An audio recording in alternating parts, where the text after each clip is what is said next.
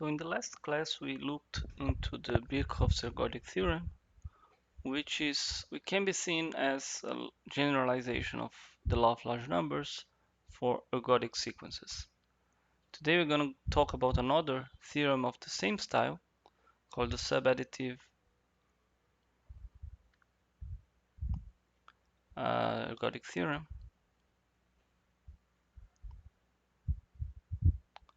And it does have the same flavor. Additive, I think, has two D's. But it has different hypotheses, and it's used in situations where the ergodic theorem cannot help you. It's a very useful theorem, and we're going to start with a simple example to illustrate what are the kind of situations we could try to tackle. So suppose, for example, that you have an IID sequence, psi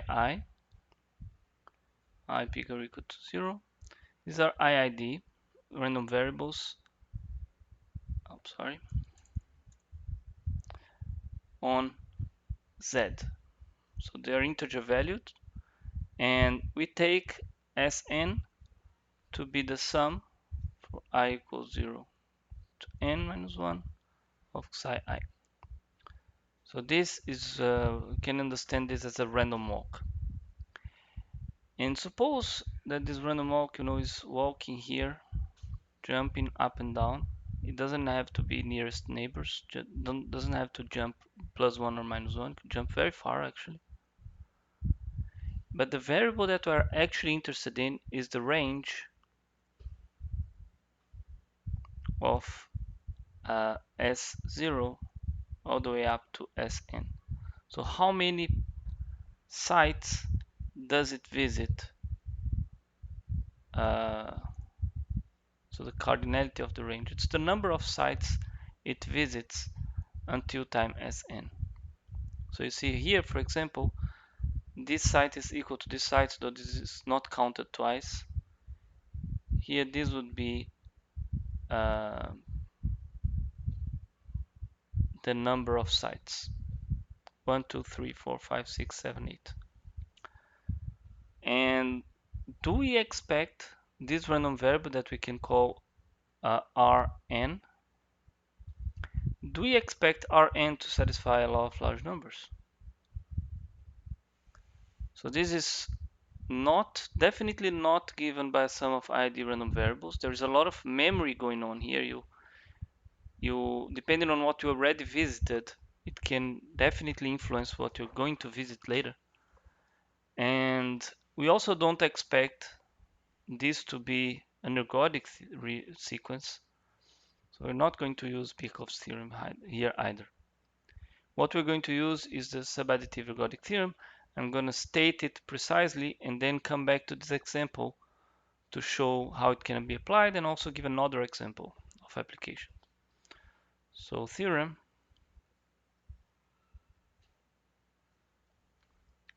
So this theorem is due to Kingman, and it's usually called the subadditive ergodic theorem.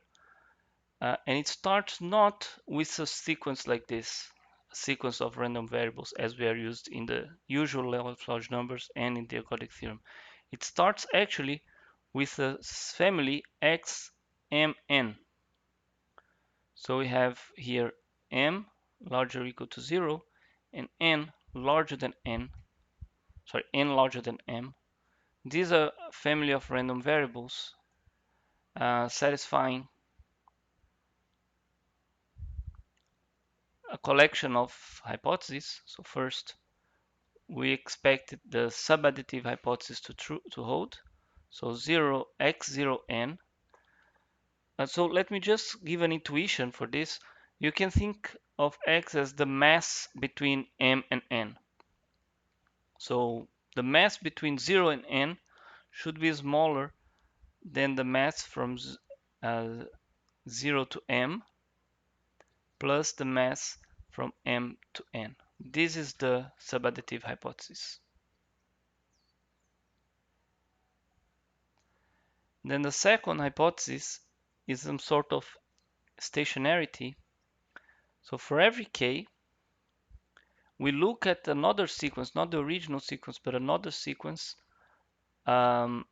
x, l, k, x, l, sorry, x, l, k, l plus 1k.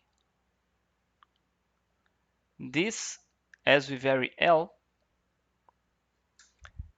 should be stationary. So this deserves a picture. So we have our original random variables that are attached to intervals in this positive integer. So you have a way to associate to every pair like this a mass. But here we are talking about a single sequence. That is the following.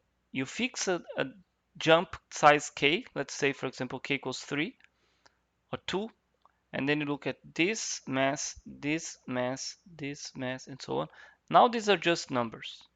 This is like a y0, y1, y2. It's not a paired indexed random variable anymore. And this simple random variable, this simple family of random variables should be stationary, as we defined stationary before. So third, we expect another type of invariance if instead of looking at the original family, we shift it a little bit and we consider xm, m plus k for k larger or equal to 1. So this is again a family. Then this has the same distribution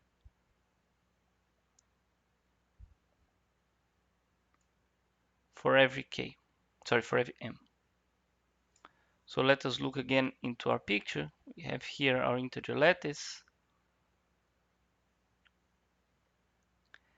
And what we are doing here is we're extracting a sequence of random variables, not a doubly indexed family anymore, that starts at some m and looks at the mass from here to here, here to here, here to here, and so on and so forth. And this doesn't matter where you start, has the same distribution. So this is another hypothesis that doesn't follow from the second one. But you see, we started with a family with two indices. It's kind of natural to have two kind of symmetry hypotheses. And to finish, we have some sort of regularity. We don't want these variables to be crazy. We want them to be well behaved in terms of expectations. So the expectation of x01 should be finite. And there should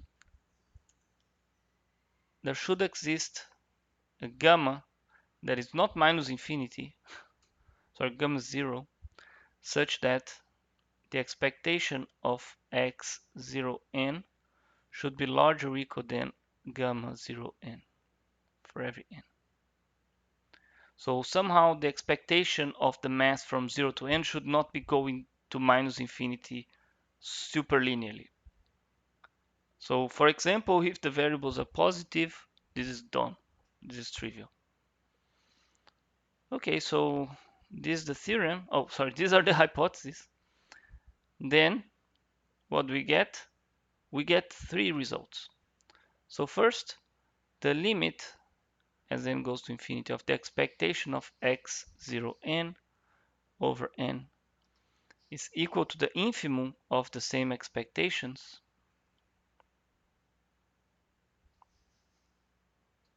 and we define this as gamma. So the mass between 0 and n satisfies a law of large numbers in expectation. B, it satisfies a real law of large numbers. So there exists x, which is the limit as n goes to infinity of x0n over n. And this limit is both almost surely and in L1, and consequently the expectation of x is gamma. The expectation of the limit has to be the limit of the expectations. And the last, so this is perhaps the most important part of the result. There exists the limit, the law of large numbers. And the last statement says that if the sequences in 2, the hypothesis 2 here, these jumped sequences are ergodic,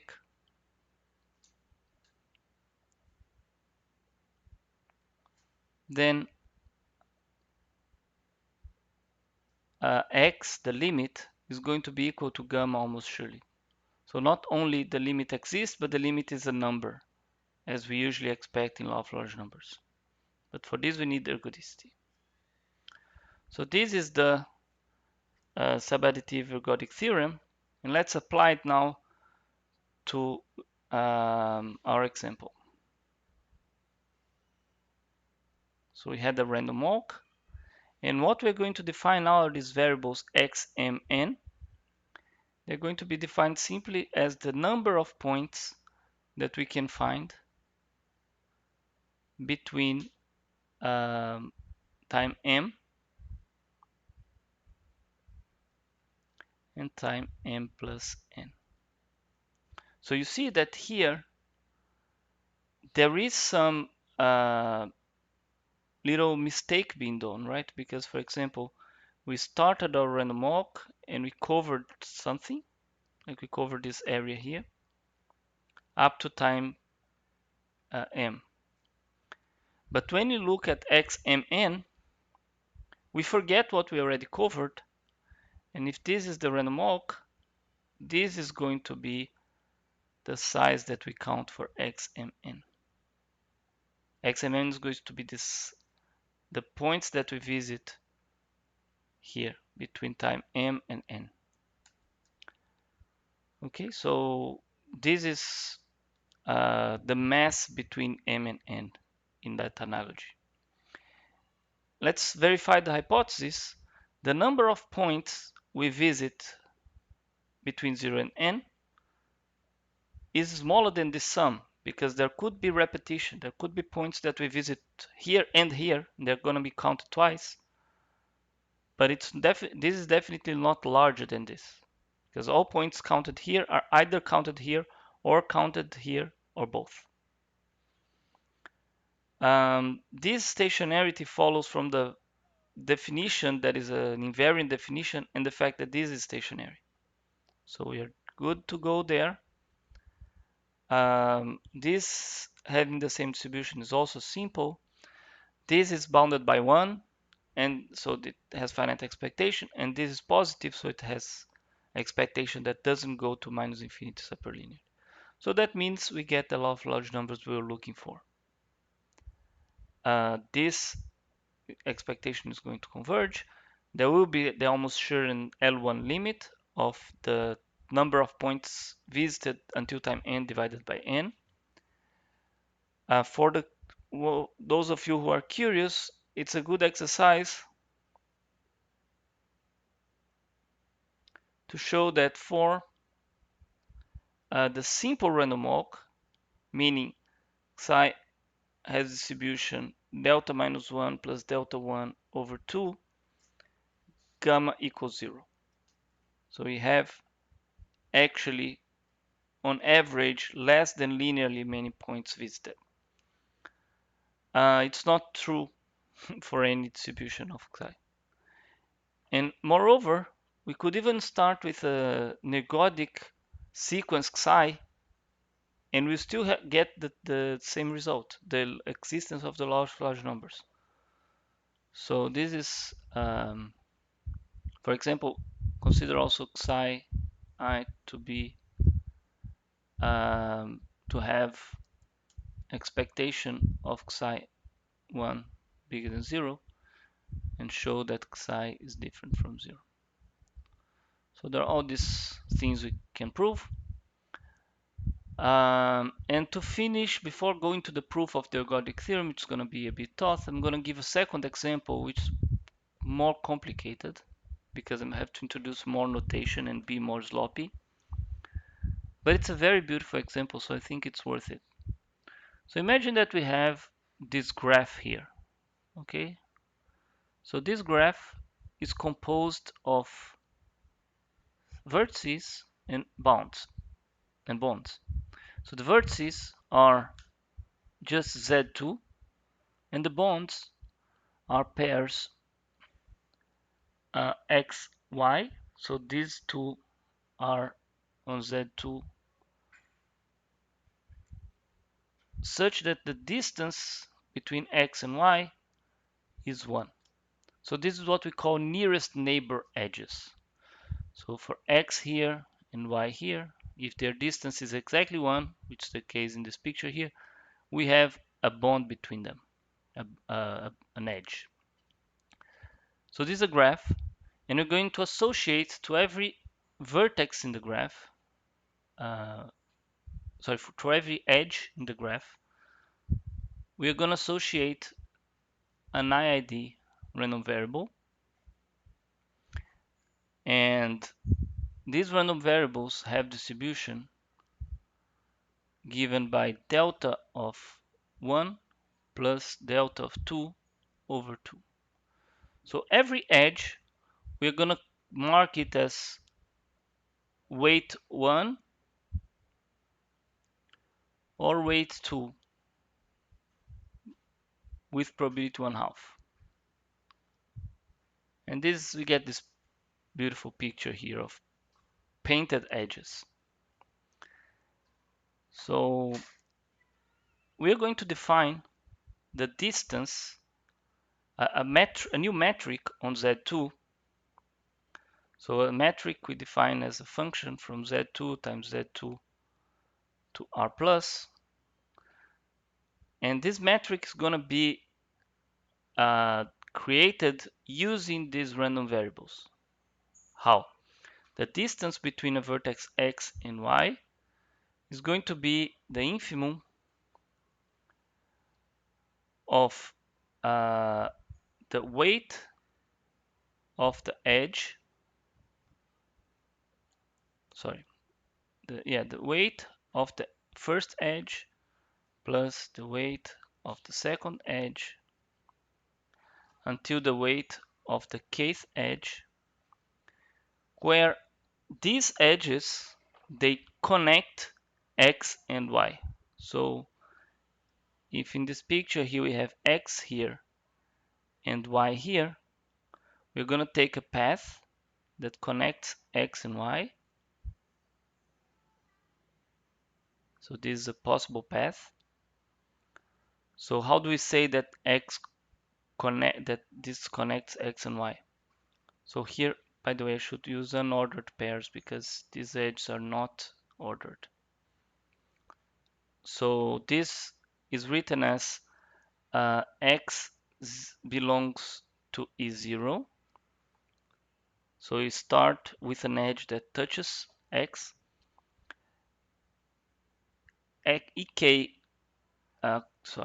Y belongs to EK. So we end at an edge that touches Y. And EI intersects EI plus 1. So this is a definition of an edge that connects X and Y. We start with an edge that touches X. We end with an edge that touches Y. All the edges touch themselves and take the infimum over all these paths. So we take the infimum over all E0 up to EK.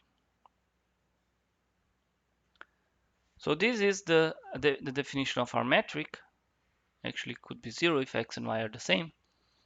So it's the minimum distance. If you count these numbers as a kind of distance, this is the minimum distance that you have to traverse to go from X to Y. It's not hard to see that this is actually a minimum. And what you'd like to prove is that the distance between the origin, which is 0, 0, and a point very far, like for example n0, scales linearly, converges almost surely to some random variable, to some number gamma. That's our objective, to show that going far, going to a linear distance takes a linear, going to a distance, a point that is at distance n takes a linear cost. Of course, this is bounded by 2 and by 1. But why does it converge? Could oscillate, right? Because why is this bounded by 2? Because if I just go straight from 0, 0 to 0, 1 to 0, 2 to 0, 3 until, to 0, 0 to 1, 0 to 2, 0 to and 0, at most I pay 2 for every edge I cross. And no matter what I do, I have to cross at least n vertices, and I pay at least 1 for each of them. So this is clearly bounded between 1 and 2, but it's not clear that it doesn't oscillate, right? And the way we do this is to define x mn to be the distance between m0 and n0. And these random variables, let's see what they satisfy in terms of our theorem.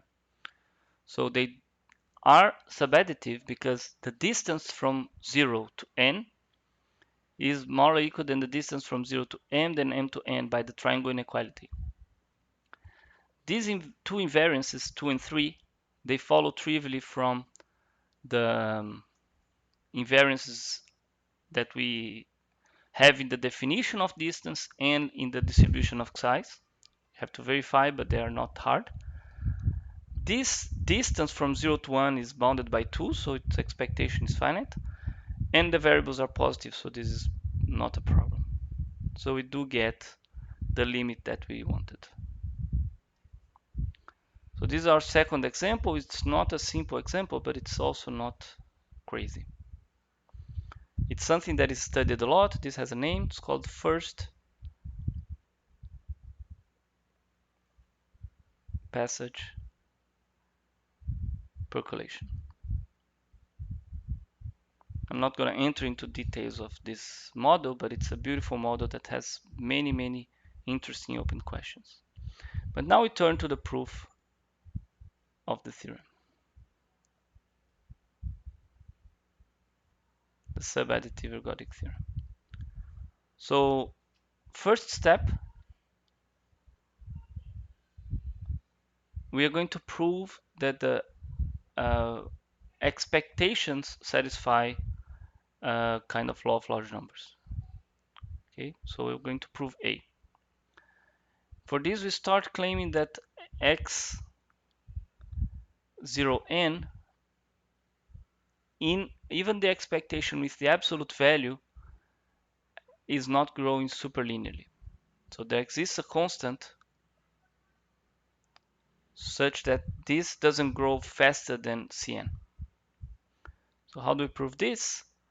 So first we recall our subadditive statement, right? It says that to go from 0 to n is cheaper than to go from 0 to m and then from m to n. This is the statement. And if we put a plus here, like take the positive part on both sides, this is still true. But the positive part of a sum is smaller or equal than the sum of the positive parts. So this is also true. It means the positive part of x also satisfies the ergodic theorem. So we can use this many, many times and reach that x0n is smaller or equal than n times x, sorry, not n times, x01 plus x n minus 1 n. So you can use it n times and break it into small variables, but as we take the expectation, these all have the same expectation by hypothesis 3. So we get here the expectation of x01 times n times this. So this is clearly finite. And now, why did you take the positive part? Because the absolute value of a number is just twice the positive part minus the number itself. So when we take the expectation of x0n it's bounded by 2 times the expectation of x 0 n plus, sorry, here there's no absolute value, minus the expectation of x0 n. So what we know? We know that this is bounded by 2 expectation, 2n expectation of x01 plus, and the second is bounded by gamma 0n, which is supposed to be finite, sorry, bigger than minus infinity, so this is more than infinite. Sorry, this is more than infinity. So here we have two constants that are finite multiplying n, so this is more or equal than Cn, and we're done. So even if you put the absolute values, the thing doesn't grow superlinearly. So now we can actually define an to be the expectation of x0n. This is well defined because x0n is in L2. And we can go to the proof of A, step 1. So what's the proof of A saying? That the limit of an, right, this expectation over n, is equal to the infimum of the same expectation, which is, as we defined, gamma. So this is what we have to prove. And the idea is to use the subadditivity. So first, let's observe that it's enough to prove that the lim sup of an over n is smaller or equal than am over m for every m. Why? Because if this is true,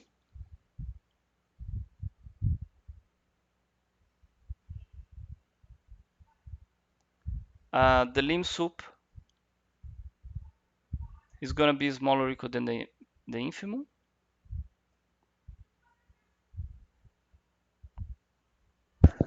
So we already have one part of what we are claiming here.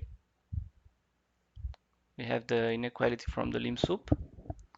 And we also know that the lim inf of something is bigger or equal than the infimum of the same thing. So these two are gamma. So we get that the lim inf, the lim sup is smaller or equal than gamma, the lim inf is bigger or equal to gamma, so we get the convergence. So it's enough to prove what we have stated here. Okay. So how do we do this? Let's recall the subadditivity again. x0n is smaller or equal than 0 x0m plus xmn. As we take expectations, this becomes an, right? This becomes am. And now this is strange because this is not starting at 0. And if you look, this is defined as starting at 0. But this, the expectation of xmn, is by the invariance we assumed before, the expectation of x0n minus m. So here we get an minus m. So the subadditivity that holds for x plus the invariance gives us the subadditivity for the expectation. And the cool part about this is that we can take a very large n and decompose it as km plus l, just using the division algorithm, with some l that is either 0, so if there's no remainder, all the way up to m minus 1. It cannot be larger than m minus 1. So when we write n as this and use the subadditivity, we get that an is smaller or equal than k times am plus an minus km, which is l. So this thing here is just l. So the advantage is that as we divide everything by n, I'm going to write n here in a strange way, which is the decomposition we have, right? Dividing everything by, sorry, here is km plus l. So I'm dividing everything by n. Here I'm also dividing by n. And there's an interesting thing to do. We want to divide am by m, right? We want to have m in the denominator of am. So we just divide it by m and multiply here by m. And let's see what happens to each term. This term here goes to 1 because km over km goes to 1. So an important observation, as n goes to infinity, m also goes to infinity because this decomposition, sorry, k. In this decomposition, k is fixed, so m is fixed, so and l is bounded. So if n goes to infinity, it's because k is going to infinity. So here k is going to infinity, m is fixed, l is bounded, so this is going to 1. This thing here is fixed, doesn't change with n. It's exactly the bound we want, right? And now we have to look at the last term. The last term is as n goes to infinity, this changes, right? This can be al for any of these values of l. But this thing here is bounded by a0 plus m minus 1. So these terms, they can be bounded by this. So it's finitely many of them, and as we divide by n, this goes to 0. So in the end, we obtain that lim sup of, as n goes to infinity, of an over n is smaller or equal than am over m, which is exactly what we wanted. So we just proved the law of larger numbers for the expectation. At least in the terms of expectations, we're done. Now the second step is going to look a lot like this, but it's going to look at not the expectation, but the values x themselves. And this step is going to be taking care of the lim sup of x. So this is what we are treating now. You see that we treated the lim sup of the expectations, and this was sufficient because of this observation to actually understand the limit of the expectation. For x, it's not going to be so simple. We're going to have to treat the lim sup in one step, the lim inf in another step. So let's start with the lim sup. We know that x0 n is smaller or equal than x0m plus x. And here we're going to use the same decomposition again, km plus some reminder. And here we have k minus 1 m km. So these are jumps of size m, but now in the end we have a jump of size l.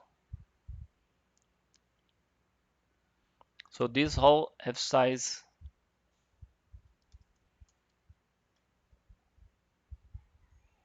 m, and this one has size l.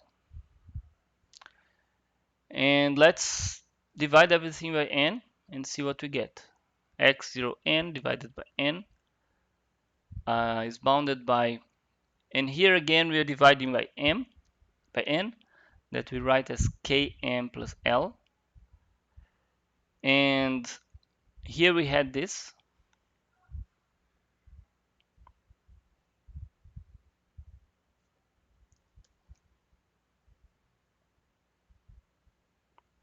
And here we have some x km n over n. So this is supposed to be a reminder, right? It's a very small jump. It's the mass of just the reminder, the L last steps divided by something that's growing. So this should go to 0, and this should be the important part. Now we have k terms here, right? These are k terms. So it's natural to divide them by k. And then we have to multiply this by k. So here, as we do the analysis, as n goes to infinity, k goes to infinity, and this converges to 1 over m.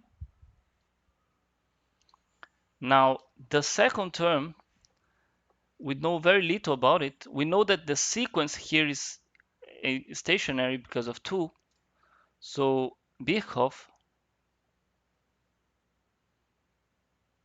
gives us that this converges almost surely n in L1 to the expectation of x0m given the invariant sigma algebra. We're going to call this just AM. Okay, so we have the convergence here.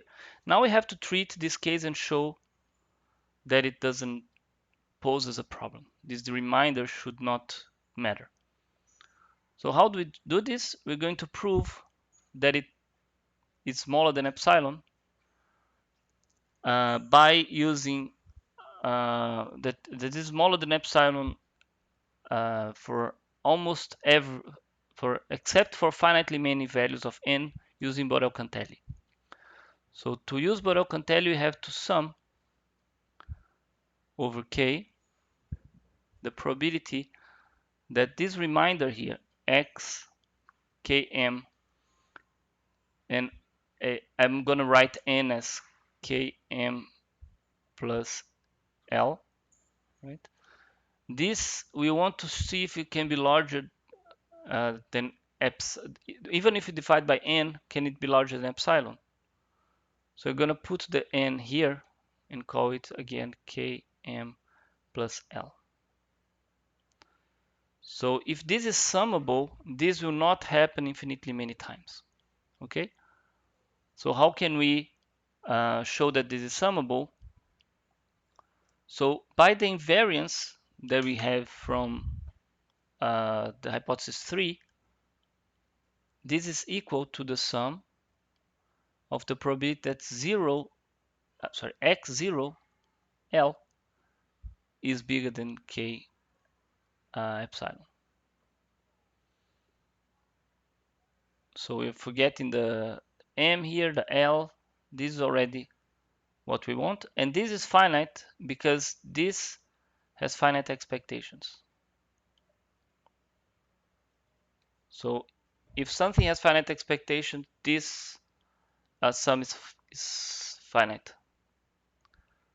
So finite. So let me write it more explicitly. Expectation of x0 L plus is finite. That's what we need to show this. And this holds for every L.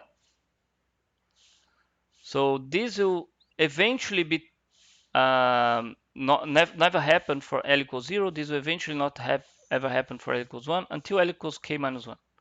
Sorry, m minus 1. So this will be smaller than epsilon eventually forever. So we just proved that limit sup of x0n over n exists, and we define it as x bar, and it's actually bounded by this variable here, am over m, which is the conditional expectation of x0m given the invariant sigma algebra, but doesn't matter. But the important fact to observe is that this is equal to gamma if 2 is ergodic. You see, if 2 is ergodic, this is just the expectation of x 0m. Sorry, this is not equal to gamma. This is the expectation. This is am over m, which converge to gamma. Sorry. So you see that for every m, x bar is the lim sup of this exists, and it's bounded by this quantity, which in the ergodic case is its expectation, and it goes to gamma. So we have finished step 2, which is taking care somehow of the lim sup of x0n divided by n. We understand well the lim sup, it's going to be bounded by this. If we show that the lim inf has the same type of bounds, then we're done. By the way, a last observation before we close step 2, another observation that relates to the lim sup. When we take the expectation above, the expectation of the lim sup, this is smaller or equal than the expectation of this, which is am over n. And actually this for every m, so you can take the infimum over m, which is gamma. So we don't know if that this is equal to this almost surely, but we know that at least when you take the expectation on both sides, we have gamma as a bound of x bar. Now we finish with the last and most difficult step. Step 3 is going to take care of the lim inf.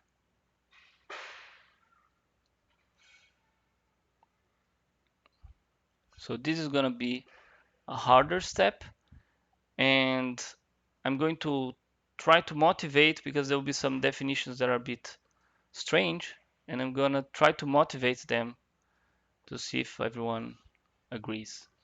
So first, we have to observe that the expectation, it's enough to understand a bit about the expectation of this. So if we define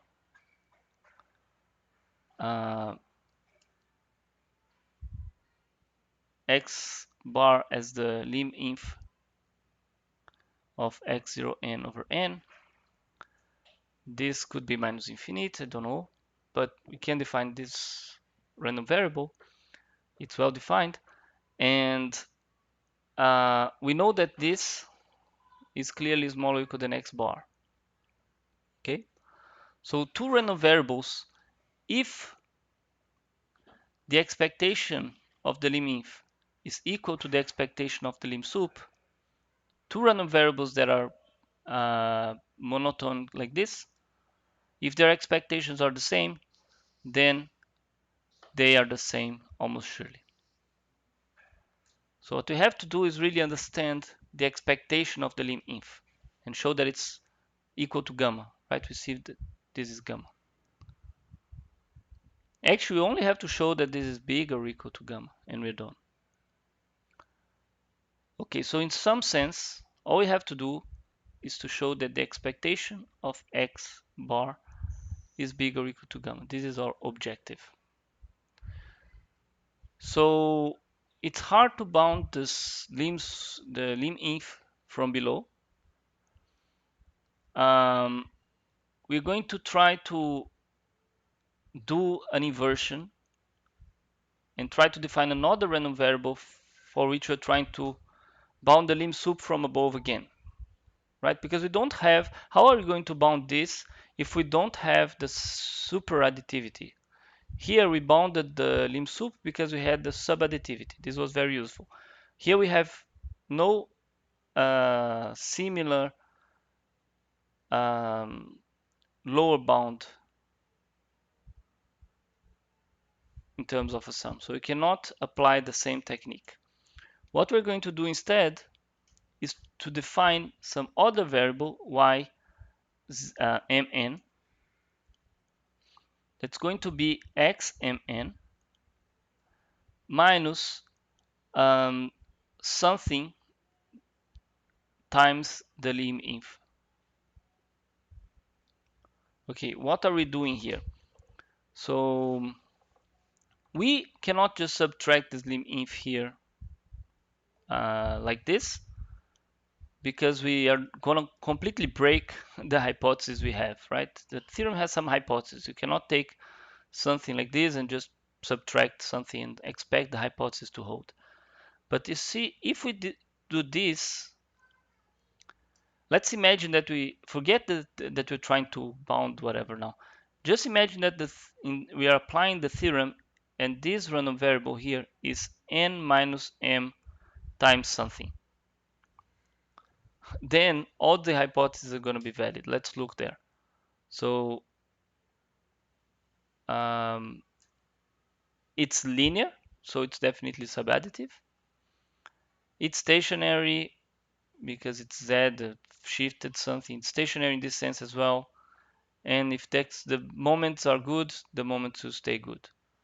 So whenever we take this type of definition of the mass between m and n being linear, it's going to be subadditive and it's going to satisfy the invariances we need.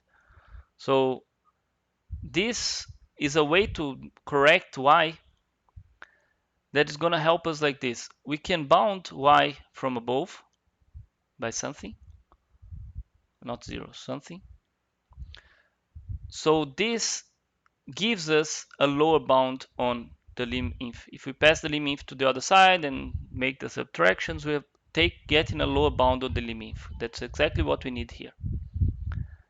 So this is the idea, but of course it's not going to be that simple. We have to take some regularization. So let's go through this. This is not the definition of y. The definition of y is going to have some different regularizations. So let's define z to be epsilon plus the lim_inf minimum minus m. And now we are comfortable because the lim_inf cannot be very small. And sorry, the lim_inf can be very small, but this maximum between the lim_inf and minus m is not smaller than minus m. And now we can define y m n to be x m n minus n minus m z. So this is our final definition. But here we have to do a lot of calculations, estimates to see if we are not doing something crazy. For example, is the expectation of z well behaved? So observation. The expectation of the absolute value of z, let's look at the definition. It's smaller or equal than epsilon plus m plus the expectation of x bar plus. So this is the worst that could happen. Is this in L1? So epsilon and m are constant, so there's no problem. Is this finite? So recall, so what we have, the lim_inf plus, it's smaller or equal than a1 plus. So let us recall here we have the lim_inf is always smaller or equal than the lim_sup, and the lim_sup is smaller or equal than any am over m, in particular a1 over 1. And this random variable is a conditional expectation of something in L1. So this is in L1. So we are good to go. This is finite. So Z is in L1.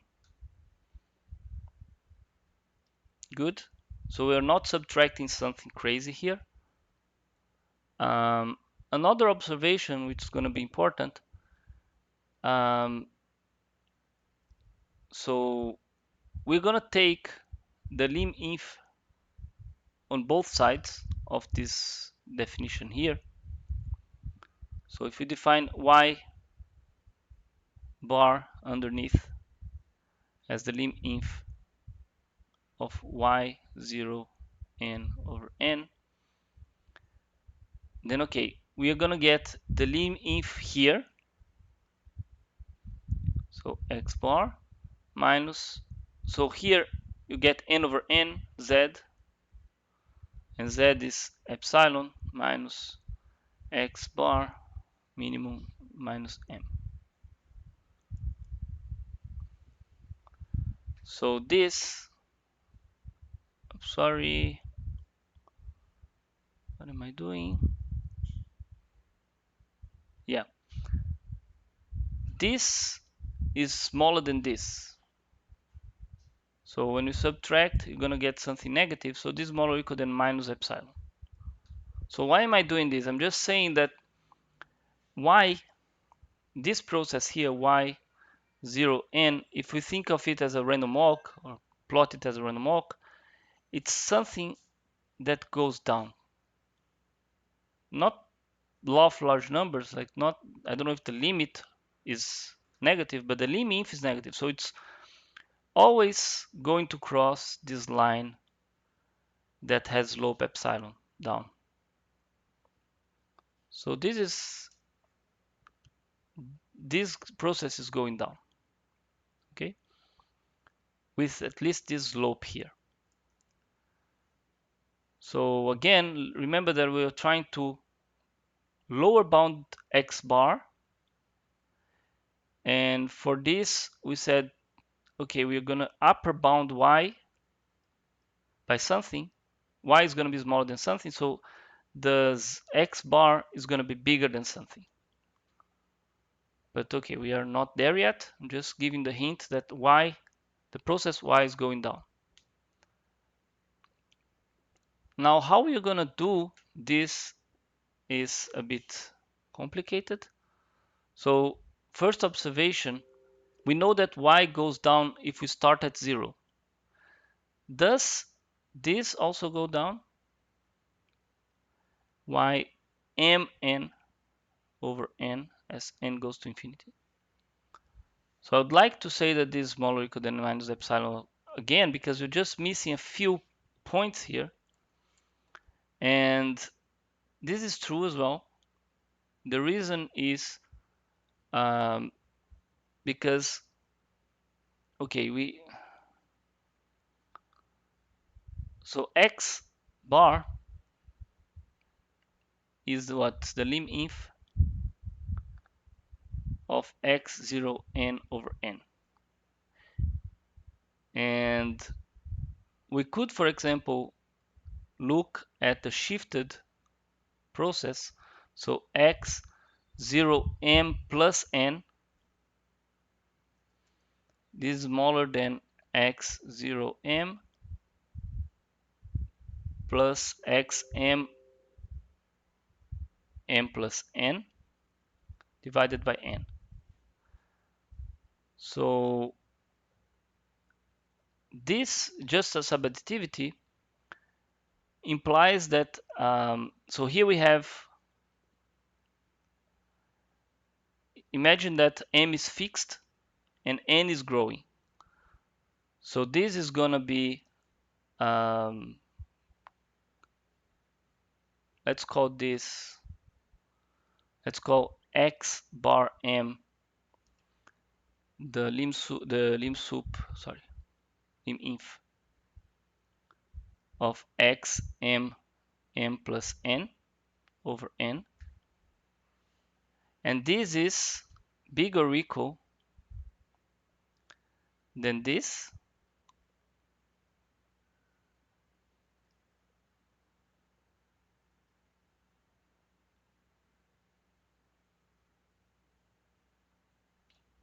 minus something very small, which is just the first m steps divided by n. So this will converge to, sorry, the lim inf, sorry, there's a lim inf. This is going to be x bar, and this is going to be 0. So x bar m is larger or equal than x bar. You see? But they have the same distributions, because this thing here is the lim inf of something that has the same distribution by invariance as x bar.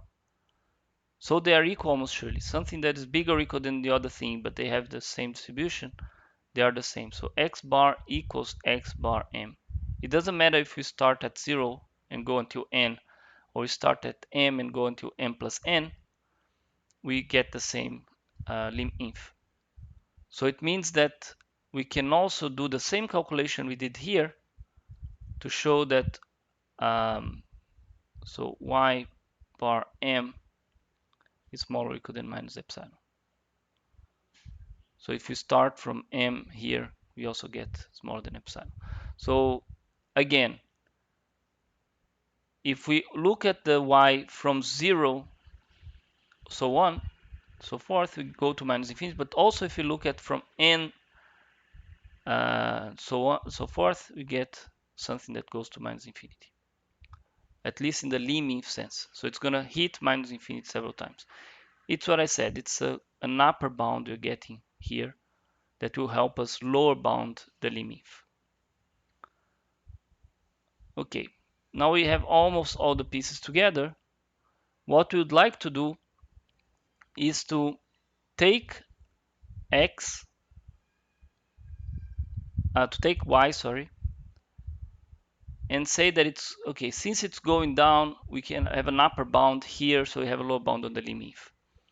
The problem is this lim inf going to minus infinity or being smaller or equal than epsilon, minus epsilon, is something that can take a long time. So we're going to define this time Tm. That is the first time. It's like a stopping time, but it's not. It's the first time for which ym m plus n is smaller or equal than 0. So if we start counting the mass from m to something bigger, this is going to be t. It's the first time where this becomes smaller or equal to 0. So we would like to understand the expectation. If we had that expectation of y 0, 1,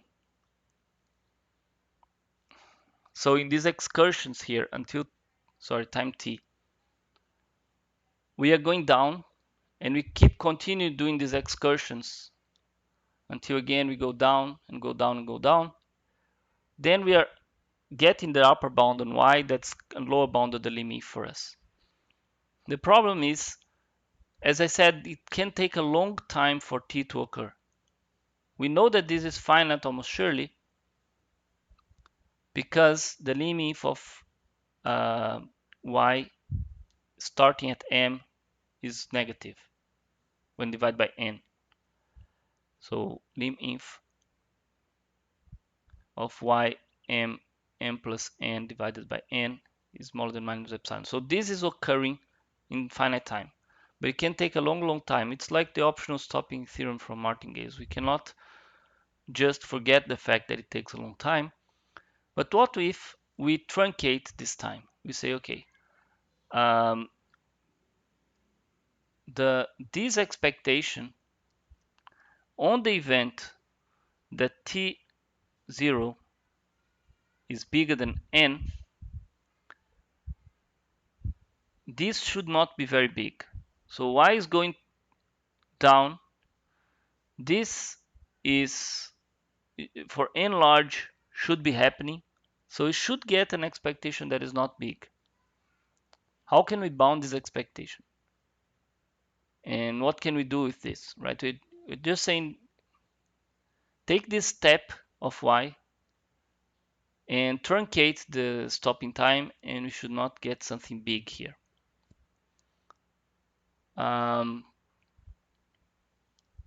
So here is the idea. Let's look at the definition of y. Y is x 0, 1 minus epsilon. Sorry, let me get the definition.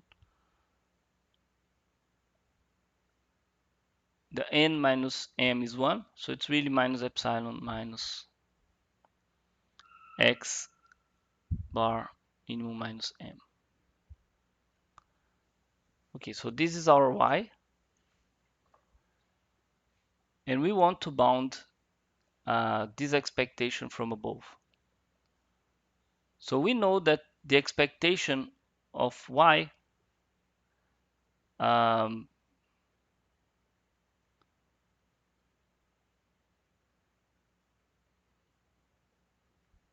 the expectation of x bar is smaller or equal than the expectation of x bar up, which is smaller or equal than the expectation of a1, which is the expectation of x01. So we are in good track. The problem here is that we don't quite have the same thing here, but this is smaller or equal because here we're taking something bigger than x bar. So if we subtract, we get this is something smaller.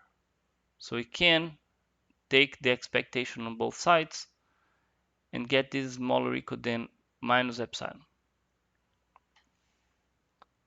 Okay, so it's good news. This expectation is small, but now we are multiplying by some event that is not necessarily support. It's small. It's a small event, but does it harm the expectation? So this is a variable in L1, and this is something that is finite almost surely. So for n large enough, this is smaller or equal than anything you want. For n large. And why are we doing this? Because we are going to take the y jump process and we're going to split it into excursions. So we're going to take SM, which is one of two things. Either we give a step of 1, I could just give one step if tm is larger than n. So if it takes a long time for us to go negative, we give one step. If it takes a short time, then we take this step. Instead of giving one step, we give tm steps. So for example, here in this picture, here is m, this is tm. If this is n, then the distance was small. The distance to go to 0 was small, and we call this Sm. But if it takes a long time, for example, here is m, takes a long time for Tm, then S is going to be 1. We're going to give a single step. And this is how we are going to trace the process y. We're not going to jump from I from step to step. Sometimes we try to give a big jump. And we're going to bound how much the y process jumps by this random variable here. That is just the y process, the jump that y gives, if, again, the jump is large. Otherwise, we just call psi to be 0. So what is happening here? We know that if the process, so we take the y from m to m plus sm. So we give the jump that it wants to give, that it's able to give. So it could be that we are in this case, so the jump is going to be 1. So this is y m plus 1, which is just psi if the jump is big. Otherwise, Sm is going to be Tm. So y m plus Tm, which is, by the way, smaller or equal to 0, which is psi m, otherwise. So if we go to Tm, let's look at the definition. Where's the definition of Tm? Here. If you go from m to m plus Tm, we get something non-negative. So from m to m plus tm, we get something non-positive, sorry. So in any case, y m m plus s m is smaller or equal than psi m. So we are now giving jumps on the y process that are bounded by n. This is very important because this is smaller or equal than n and this is smaller or equal than n in this case. So we're giving bound jumps to the process y, and we're always bounding it by something that is either non-positive or the y jump itself. So this is what this crazy construction does. And the advantage of this is, okay, first, let's observe that psi m is bigger or equal to 0, because if this was negative, then Tm would be 1, which would be smaller than n. So it doesn't make sense for this to be negative. Psi is going to be, so if we are here at m, psi is only going to jump by 1 if it takes a long time for us to go to negative. It means that the first jump is positive or non-negative, actually positive. So this psi is always bigger or equal to 0. This is an observation that we're going to use soon. So let us construct this decomposition. So we define R0 to be 0. We define R1 to be S0. So we are here creating these random times, R0. Then you take S0. Then you're going to jump again by R2, which is going to be R1 plus SR1. So we start now at here. We see what's the S of this guy, and we jump by it. S of R1. So we keep doing these jumps. Sometimes they're going to be unitary jumps, sometimes they're going to be big jumps. But now we can we have this our decomposition. We define k to be the maximum number of steps we give before, of course, crossing n. Maybe this notation is a bit bad. The maximum I such that we don't cross n. So this, of course, is a k that depends on n. It's almost like our decomposition before. Here in our decomposition, we were writing n as km plus a reminder. I lost that. Where is it?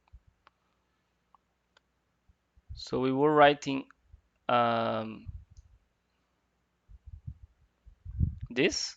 It's almost the same, but we are doing the jumps that are random. So now we can write, we can finally bound this, right? We wanted always to bound this from above, but we cannot use the subadditivity. So this is, actually we can use subadditivity for upper bounding this. So this is more equal than the sum of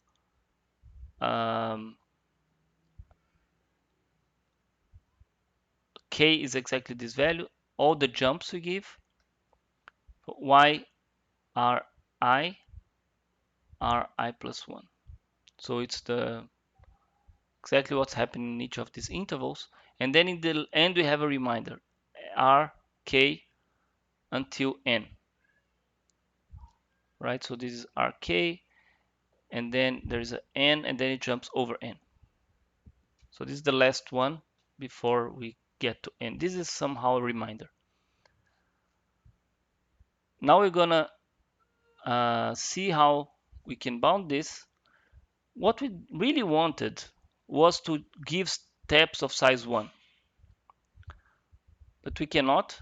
So what we do is we take all these steps here and replace all of them by psi. Remember that if you start somewhere and go to the next stopping point, we are bounded by psi ri. So this is what we're going to do. But actually don't even care that it's an ri. We can actually bound this by the sum from j 0 to n minus 1 of psi j. We're going to sum everything. This is going to be good because we don't want this randomness here. We just are summing all the xi's. Remember that the xi's are larger or equal to 0, so we can add extra ones in the sum without a problem. And what about the second term? The second term, we're going to bound by something that is the worst possible case. So you see here, we are reaching some point rk close to n, but it's random, and we don't want randomness again. We want to get rid of this randomness. So we're going to sum over all s from 1 to n of the absolute value of y n minus s n. So why are we doing this? Because we don't know what's the value of r, but r is somewhere at distance s smaller than n, because all our jumps are smaller than n. So we're going to just bound by this. So we repeat this sum here.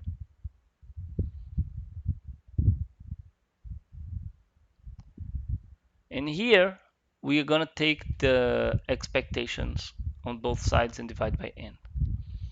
So the lim sup over as n goes to infinity of the expectation of y0 n over n is bounded by this. So here we have terms that are identically distributed. So we're going to get n times the expectation of psi j,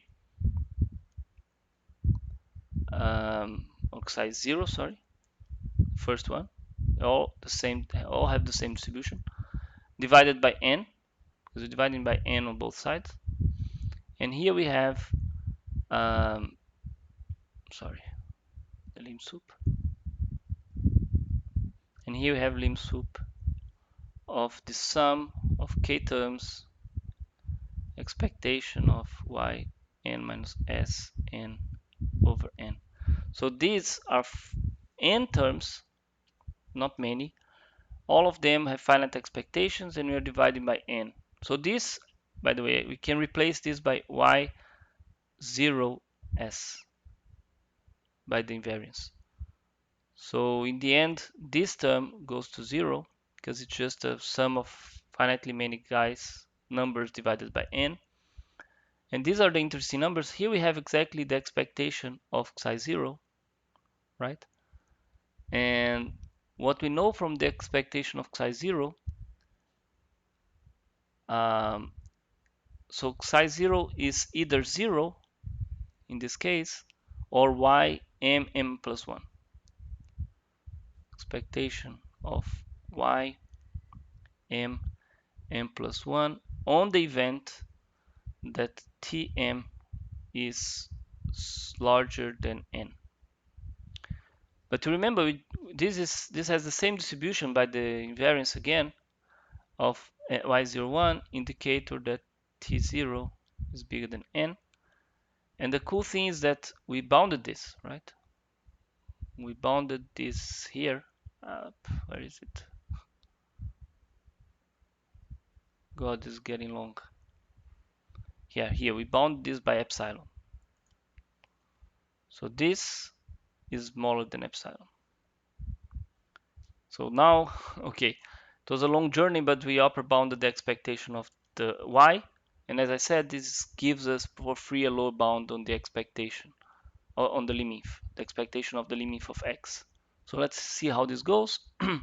We know that y0n was defined as x0n minus n times epsilon plus x bar minus m.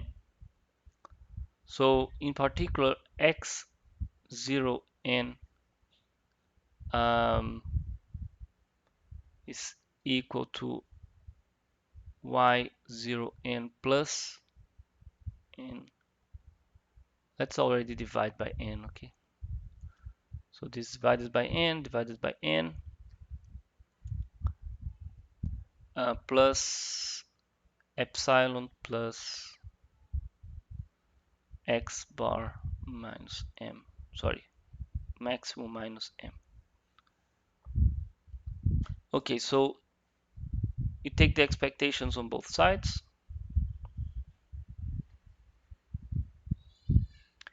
This we know is smaller or equal. The first, if you take the lim-inf as well, sorry, lim-sup,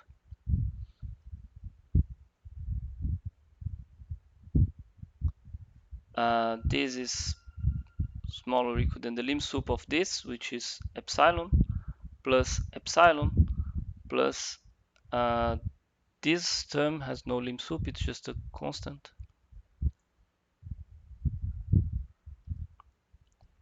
Okay, and this is exactly gamma. Sorry, this is bigger or equal to gamma. Sorry, is this right? What do you know about the lim-sup of x?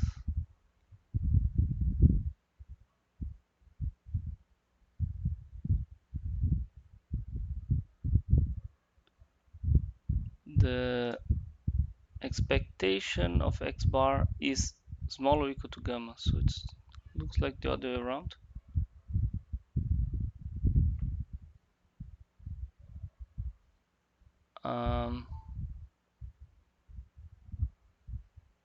No, it doesn't matter. Let's forget the gamma here.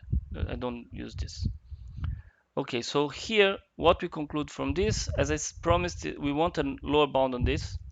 So we know that the expectation, so this holds for every epsilon and for every m.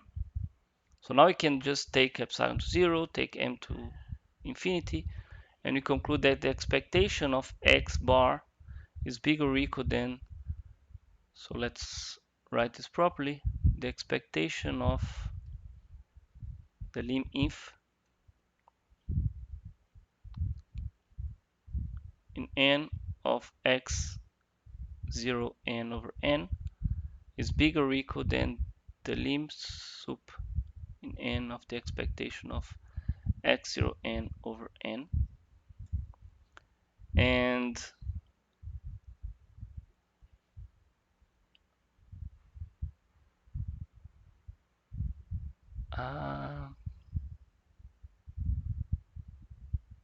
that's what we wanted, right? So the expectation of the lim-inf is smaller or equal, sorry, pha2 gives that the expectation of the lim-inf is smaller or equal than the lim-inf of the expectation.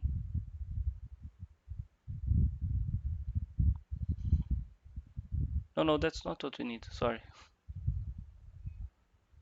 So we already have this, the expectation of x inf is bigger or equal than the expectation of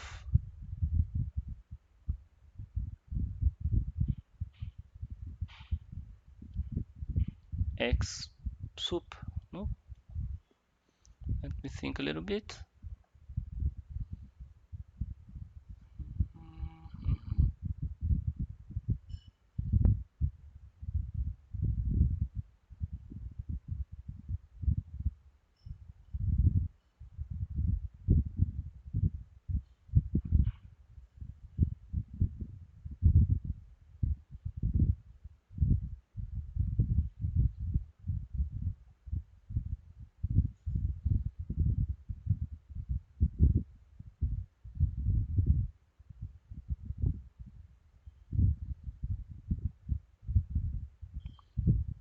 Yeah, I'm a bit confused here because what I'm really getting is the expectation of x bar is bigger or equal than the lim-sup of the expectation of x0 n over n.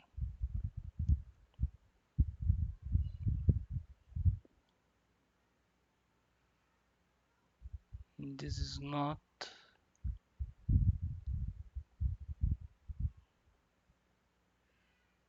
Oh no, sorry. I messed it up. Yeah. This is clear. So this is the lim sup. Sorry for the time. So of an over n, right? This is not the the expectation of the lim sup. This is the lim sup of the expectation, and this is an. So this is exactly gamma. So you just proved that the expectation of the lim inf is bigger or equal than the expected than gamma,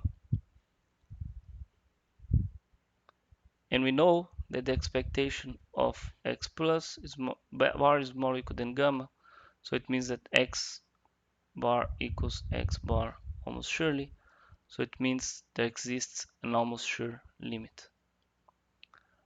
So it didn't prove the I didn't prove the L1 limit, but this is already getting quite long, so let's finish here, and I let you read the almost the L1 limit from the Red's book. It's gonna feel familiar for you. Have seen how to prove that something converges in L1 from a proof that it converges almost surely already several times. So this is the subadditive ergodic theorem. It has several very nice applications. The proof becomes a bit tedious when you have to invert from lim sub to lim inf because the subadditivity is not helping you directly. But it's a very nice proof. It looks a lot like the Feketti's lemma, which is a deterministic counterpart to this. We actually could have used the Feketti's lemma in the expectations, but we kind of reproved it. So see you next time.